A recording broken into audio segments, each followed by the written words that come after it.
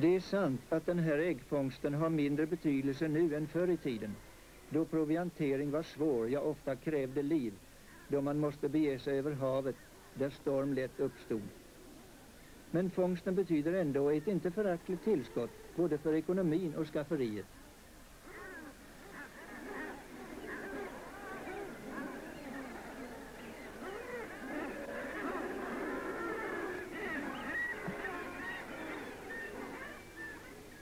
Ja, det har varit en lång dag. Först i solnedgången far man hem, tacksam över att alla man helbrägda kommit i båtarna.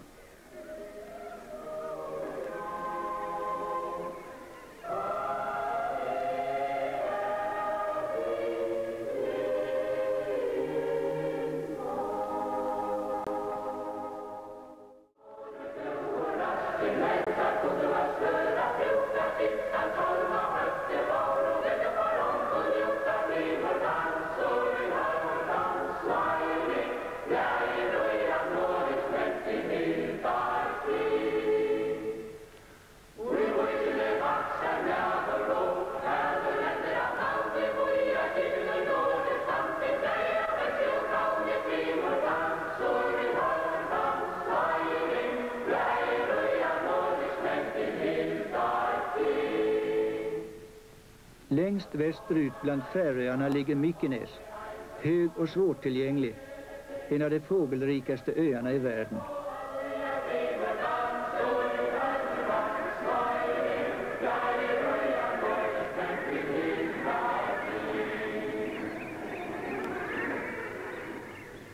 Riterna, de tretåiga måsarna, har fått ungar.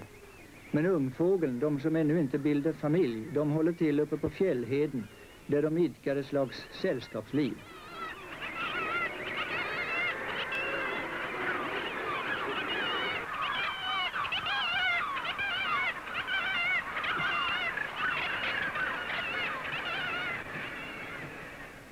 Mykines har Färöarnas största kolonier av lunnefåglar, som har sina bon i hålor under grästorven. När de äldre kommer med mat till sina ungar bevakas de girigt av silvertärnorna, som hoppas att lunnarna ska tappa lite av sin fångst.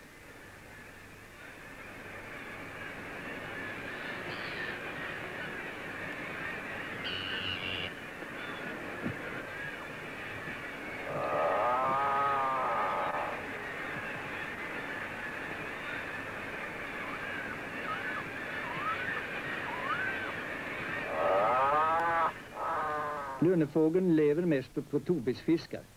Och en lunne kan ha upp till 15 stycken fiskar i näbben, uppradade med huvudena inåt och stjärtarna hängande ut som skägg.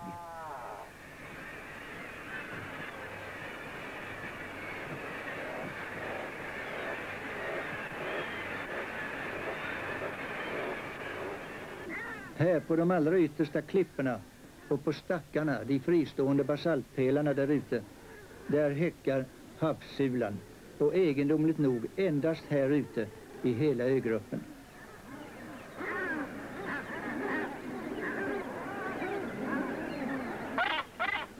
Och här har vi på nordsidan en stor koloni av havssulor.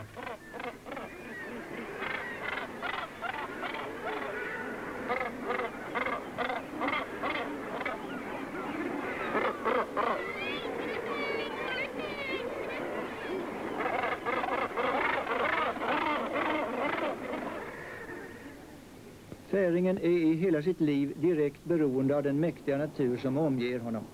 Och han vet vad den ger, men också vad den tar. Det är ett ständigt umgänge som kräver omdöme, lugn och styrka. Inte minst av de människor som bor på Store Dimon, den 400 meter höga klippön i havet. Ja, även där bor det människor, men bara en enda familj. En dag seglar vi över med postbåten.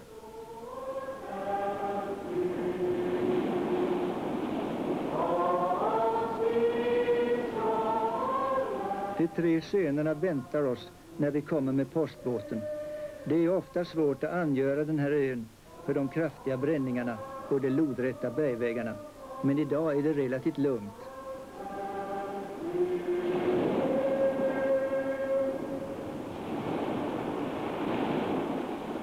och här hoppar postmästaren i land. Enda uppfarten till gården går via en stig i det lodrätta berget.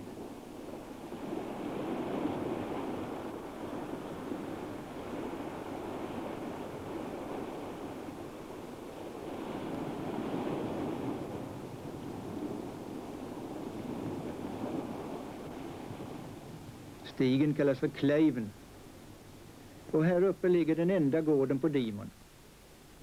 Som är en farlig ö.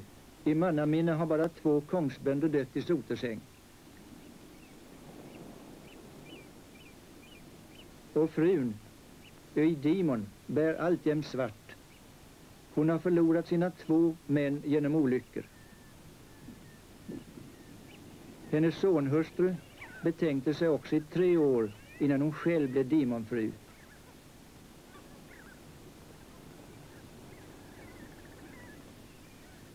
Genom öns 500 får erhålles tillräckligt med ull både för gårdens eget behov och till försäljning.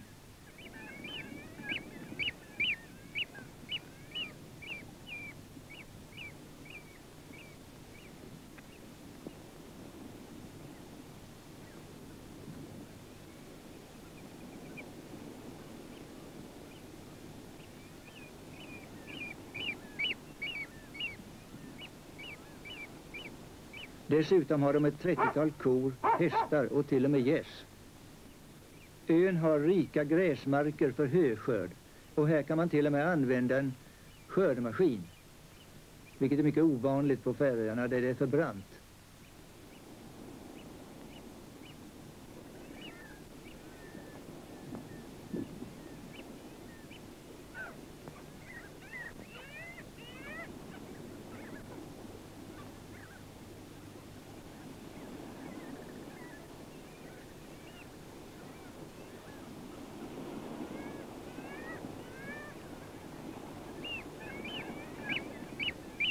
Ingen vänlig granne vinkar emellertid från lille Dimon som är obebodd. Store Dimon är bara 1 kvadratkilometer i omfång men hela 400 meter hög med nästan helt lodrätta bergväggar mot havet.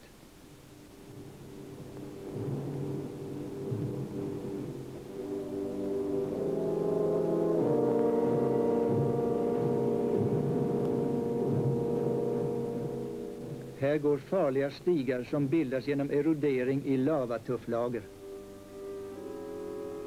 Och här gäller det att se var man sätter fötterna.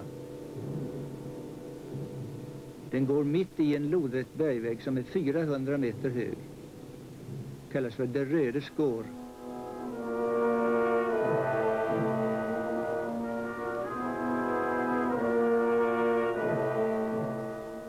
Och här har de byggt upp ett gärde för att inte fårorna ska förreda sig ut på det. Det inträffar ofta ras på Färöarna överhuvudtaget och inte minst på Store Dimon. Det här skedde 1942 ovanför landningsplatsen och det tog med sig en hissinrättning och en bergmassa på 56 000 kubikmeter. Kongsbonde Janus, den mångkunnige med en lina på släden, på väg till en hissinrättning som ligger på västsidan.